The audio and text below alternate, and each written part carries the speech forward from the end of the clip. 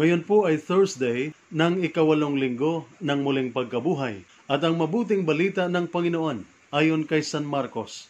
Papuri sa iyo, Panginoon. Dumating sina Jesus sa Jericho.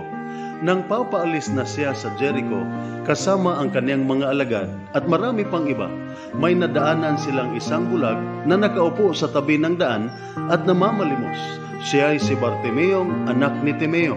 Nang marinig ng bulag na ang nagdaraan ay si Jesus na taga Nazaret, sumigaw siya, "Jesus, anak ni David, mahabag po kayo sa akin." Pinagsabihan siya ng mga taong naruroon upang tumahimik, ngunit lalo pa siyang nagsisigaw, "Anak ni David, mahabag po kayo sa akin."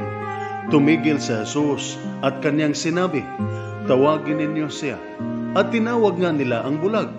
"Lakasan mo ang iyong loob," sabi nila. Tumindig ka, ipinatawag ka niya. Inihagis niya ang kanyang balabal, paluksong tumayo at lumapit kay Jesus. "Ano ang ibig mong gawin ko sa iyo?" tanong sa kanya ni Jesus. Sumagot ang bulag, "Guro, ibig ko po sanang muling makakita." Sinabi ni Jesus, "Humayo ka, magaling ka na dahil sa iyong pananampalataya." Noon di nakakita siyang muli at sumunod kay Jesus. Ang mabuting balita ng ating Panginoon. Pinupuri ka namin, Panginoong Hesukristo. Ano po ba ang mas malala pa kaysa physical na pagkabulag? Ayon po kay Helen Keller, the only thing worse than being blind is having sight but no vision. At ito po ang makikita natin sa mga Hudyong nakapaligid kay Jesus. Na in contrast kay Bartimeus, si Bartimeo ay physically blind but spiritually he was not.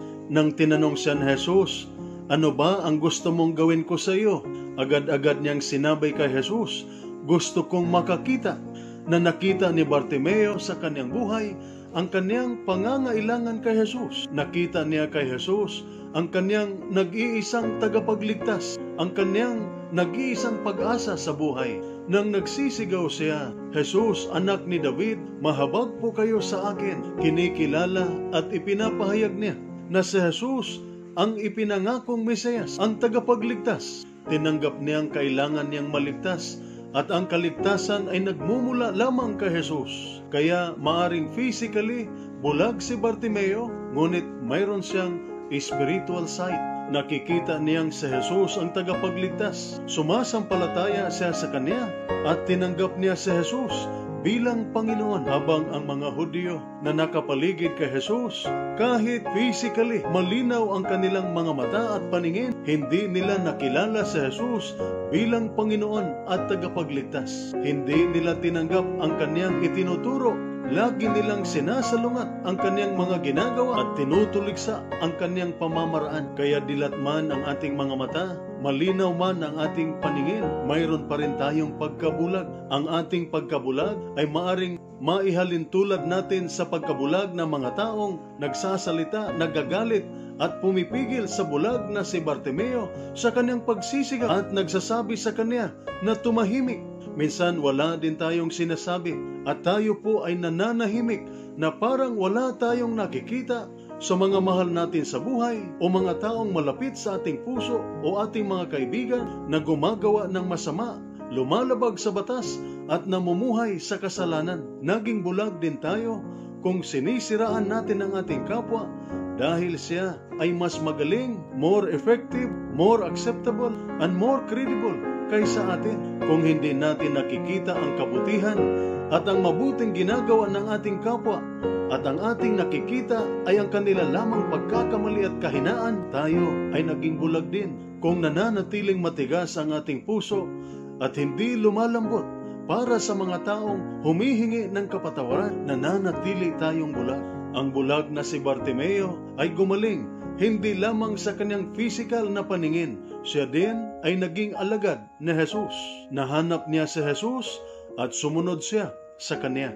Hilingin din natin sa ating Panginoon sa ating mga panalangin na pagalingin ang ating vision upang makikita natin ang buhay na dapat nating tatahakin. Ito po ang salita ng Diyos, ang ating gabay. Let us pray. Lord God, Almighty Father, Creator of mankind and author of peace, Those who take refuge in you will be glad, and forever will shout for joy. Protect our soldiers as they discharge their duties. Protect them with the shield of your strength, and keep them safe from all evil and harm. Grant them courage and hope. May they ever experience your firm support, gentle love, and compassionate healing. Be their constant companion and the refuge in every adversity. Be their power and protector, leading them from darkness to light. May the power of your love enable them to return home in safety, that with all those who love and care for them, they may ever rejoice and praise you for your loving care. We ask this through Christ our Lord. Amen. Mary, Queen of Peace, pray for us. Saint Michael the Archangel, pray for us. Saint Ignatius of Loyola, pray for us. At sumainyo at sa inyong pamilya ang pagpapala na makapangyarihang Diyos, Ama, Anak at Espiritu Santo. Amen.